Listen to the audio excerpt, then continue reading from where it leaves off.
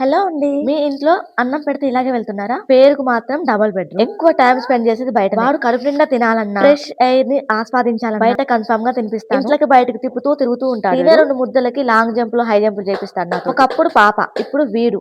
తల ప్రాణం తోకకొచ్చేలా ఉంది. ఒక్కొక్కసారి ఇలా తిరగలేక ఇంటికి బయటికి అడ్డం పడతానేమో అనిపిస్తుంది. రెండో, మూడో ముద్దలు తిన్నాడు. వాష్‌రూమ్ అయితే వెళ్తున్నాడిక. నేను లేచే టైంకి అందరూ లేస్తే కన్ఫర్మ్‌గా ఏదో ఒక పని ఇంట్లో ఉండి నేను కడిగిందే కడిగి, చేసిందే చేసి, ఊడ్చిందే ఊడ్చి నేను చస్తున్నా. కానీ పిల్లల కోసం ఏం చేసినా తృప్తిగానే ఉంటుంది. ఎత్తుకోవాలి, దించాలి, టీవీ పెట్టాలి, సెల్ఫ్ వెళ్ళాలి, మళ్ళీ వచ్చిపోయే లారీని చూపించాలి. అన్నం ఎంత తింటాడో ఏమో కానీ నీళ్ళు మాత్రం బాగా తాగుతారు పిల్లలు. కానీ అన్నం అంతా కంప్లీట్ అయ్యి తాగితే బాగుందనిపిస్తుంది.